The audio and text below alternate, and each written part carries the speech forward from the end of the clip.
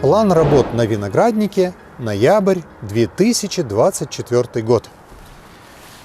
Да, листики пожелтели, последний месяц осени, заморозки у нас уже были, где-то лист опал, где-то лист будем убирать. Здравствуйте, уважаемые любители винограда! В этом ролике постараемся коротко рассказать о тех видах работ, которые мы будем делать на нашем винограднике. Что сейчас было бы идеально сделать? Основные виды работ. Первое. Обязательно пролейте кусты водой, то есть сделайте влагозарядный полив, если в вашем регионе нет обильных дождей. Если грунт у вас влажный и было много дождей, тогда, может, и не надо делать. Вчера копал несколько кустов, выкапывал, что-то сажал.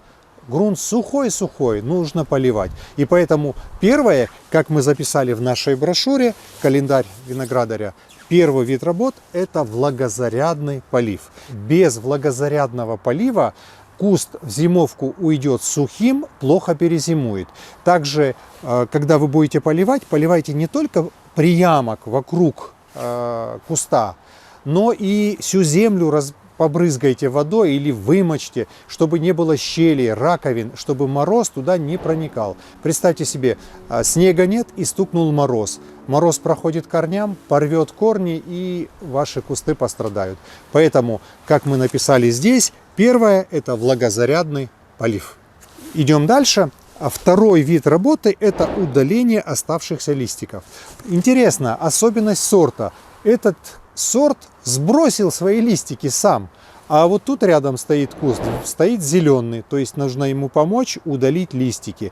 Мы не будем ждать, когда они сами упадут. Почему? Потому что придут морозы, земля промерзнет, а мы укрываем основную массу нашего виноградника землей. И нам нужно перед тем, как земля промерзнет, обрезать кусты, сделать канавки, положить туда лозы и присыпать мягкой пушистой землей. И поэтому за неделю как минимум мы смотрим на прогноз погоды до заморозков, до того, как земля промерзнет, и начинаем эти операции.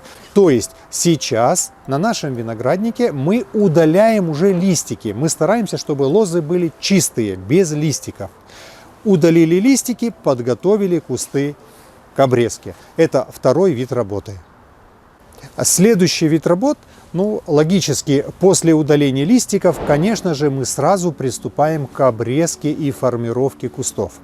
В этом году мы постараемся снять обрезку на одноплоскостных шпалерах.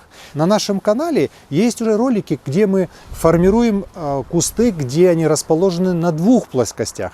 Вы часто спрашиваете или говорите: у дачников в основном одна плоскость. Сними ролик на одноплоскостной шпалере. И вот по вашим многочисленным просьбам снимем ролик, как мы формируем куст на одноплоскостной шпалере. И даже, наверное, назовем ролик так: при такой обрезке вы с урожаем будете всегда. Примерно как-то так мы назовем ролик.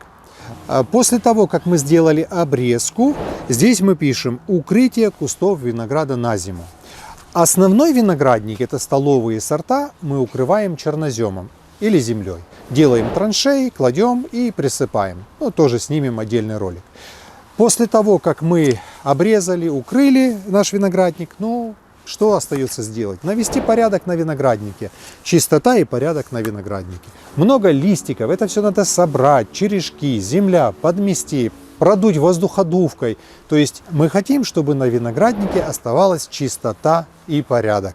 Давайте здесь остановимся. Это были основные виды работ на нашем винограднике, ноябрь 2024 год.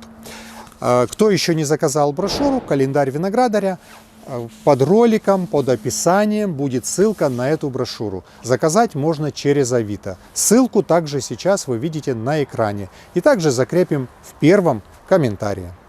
На этом будем заканчивать наши съемки. Надеемся, информация была полезная для вас, информативная и без лишней воды.